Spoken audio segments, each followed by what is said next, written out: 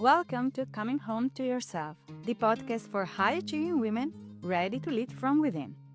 I'm Yagoda, and here we dive into real conversations about confidence, clarity, and emotional freedom. Each week, I'll share honest stories, gentle insights, and soul deep shifts to help you reconnect with the woman beneath the roles.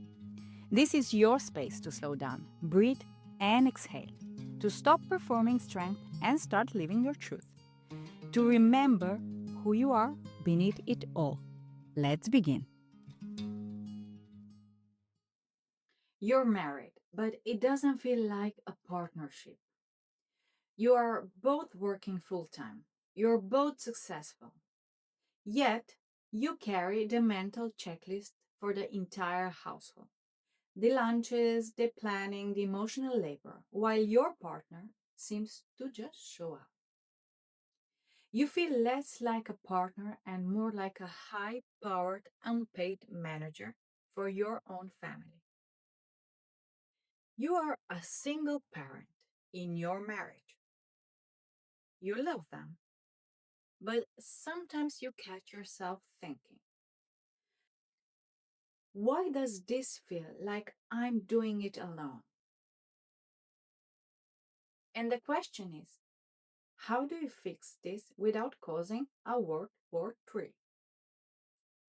This episode is for the successful woman who is tired of being the default parent, the chief executive of the home, and the only one tracking the details, even when the partner is loving and capable. That feeling of burnout is real, and it's fueled by one thing: the unequal distribution of the invisible labor.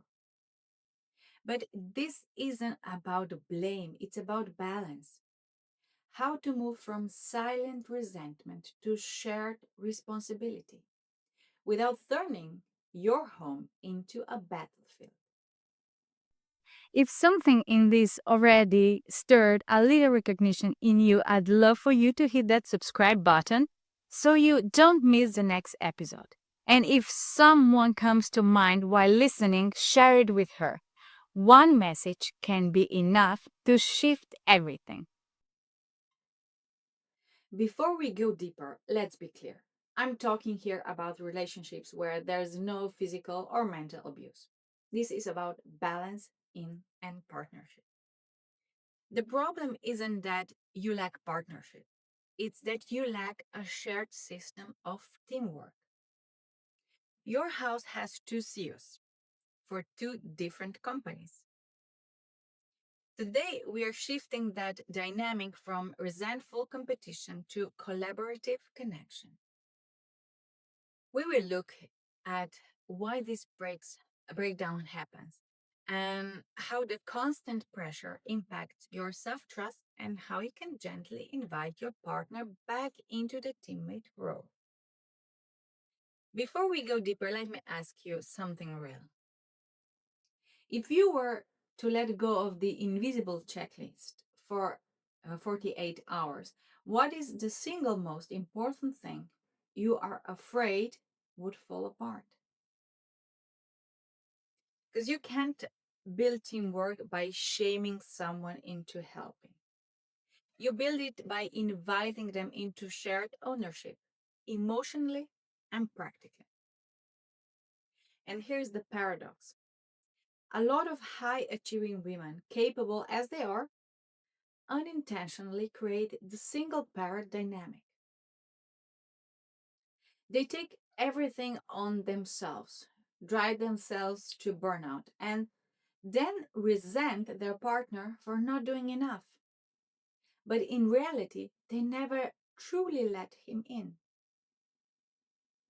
So pause for a moment and ask yourself, are you, through your own habits, sustaining the very situation that drains you? Maybe you grew up needing to be the strong one. Maybe you didn't have safety or space to relax. Maybe you learned that control equals protection. But ask yourself honestly, is this what you want to keep living? And are you willing to keep creating the same dynamic, the same exhaustion, the same distance, even for your kids to inherit? You need to let go of this so you can stop feeling like a single mom. And let's look at the difference between control and collaboration. Because many of us overfunction. We do everything because we can, then resent that no one helps. But the more we take on without communicating, the less space there is for others to step in. The truth is, even when women earn the same or more than their partners, data shows we still shoulder most of the housework and childcare. And for you, the high achiever, this problem is amplified by your own high capacity. You feel you execute better, you plan better, you notice the empty milk cartoon first. Because you are so good at delivering, you learn that it's easier to just do it yourself than delegate, teach, or tolerate a lower standard. You feel responsible for catching every potential issue.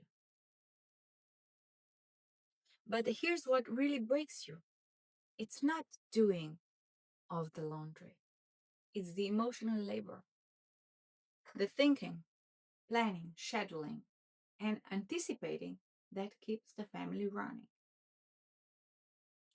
And this cognitive load is unseen, unnoticed, and unpaid. And when you carry this entire burden, the friction and resentment erode the foundation of the relationship. It stops being a safe space and starts feeling like another job you can't quit. Taking on a partner shouldn't feel like taking on another full time job. And the core conflict here isn't about who does the dishes, it's about whose definition of partnership is running the show. When you operate as a single parent within your marriage, the dynamic is based on disrupt. Disrupt that your partner will step up, or distrust that things will be fine if you let go of control. So, real question is, do you actually allow your partner to be a part of the team, or are you unconsciously shutting him out? Because in doing so, you're actually creating the single parent marriage you fear. The conflict starts in your mind with a thought that says, he doesn't care, or I have to do everything, and I deserve a medal. This thought fuels resentment and leads to accusation, which triggers defensiveness in your partner, causing the World War III. You're trying to solve a system problem with an emotional accusation. But the true foundation of a successful relationship is mutual support and common purpose. When you focus on well-being of the team rather than the failing of the player, your energy changes from accusation to invitation. And what you need to do is intentionally use your awareness to focus on what is working, not just what is missing. When we focus on the problem, the relationship feels wobbly. When we notice and name what your partner is doing, stability returns. Teamwork in marriage is not about aiming for a rigid 50-50 split. It's about both partners operating at their best and supporting the gap. Think of it as the 1990 teamwork model. Together, you always give 100%. to the life. But when one of you is at 40, the other gives 60% with full support. But this requires collaboration and a shared system of communication. So stop focusing on what your partner isn't doing. Notice what your partner does, no matter how small, and name it out loud. Thank you for reading the extra bedtime story. I love seeing the kids laughing with you this morning. This is based on the heliotropic effect. People are drawn to positive energy and wither under criticism. You're inviting them in, not commanding them. And you cannot run a business without meetings. Treat your life together as the most important business. Schedule 15 minutes each week when the kids are asleep and when you're calm for a marriage huddle. Not to assign blame, but to check the system.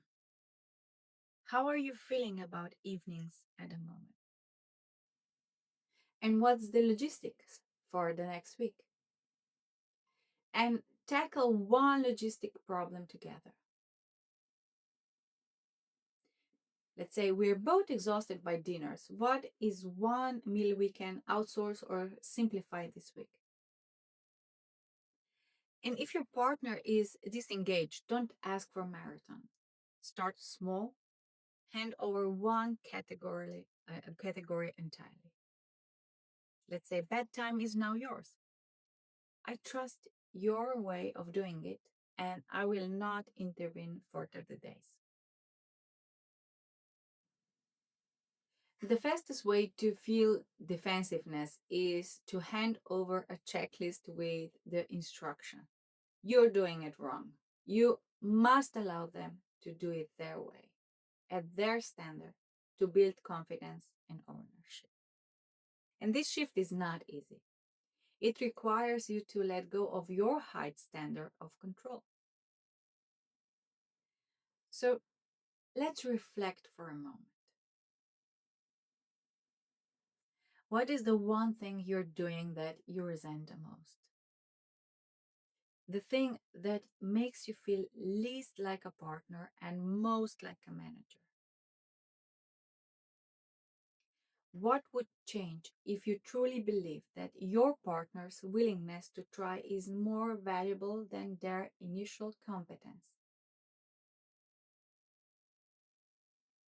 And what boundary that protects your energy can you communicate this week using appreciation, not accusation? I appreciate how much you do, and I need help. I need one evening totally free to myself, for myself this week. You don't need a perfect partner. You need a committed teammate. You deserve a relationship where your immense capacity is celebrated, not exploited. And the path forward requires the courage to sit down and be honest. Sit down with your partner for an open, honest conversation. Admit your mistakes and your overfunctioning. Invite him to share his view and decide together how the next step will look. Make a plan and act on it. If you want a team, you must make decisions together as a team. Your capacity is your superpower, but you cannot use it if you are constantly depleted. And you are allowed to stop carrying the weight of the whole family. A powerful woman doesn't need to shrink her light to be accepted. She needs a love that can handle the power. Until the next time, invite the teammate back in. Thanks for listening to Coming Home to Yourself. If this episode spoke to you, take a moment to subscribe and share it with one woman who needs it. And if you're ready to go deeper, come find me on Instagram or Facebook, because this isn't just a podcast, it's a return to your body, to your breath, to your heart, to your own voice. Your story matters. You matter. See you next time.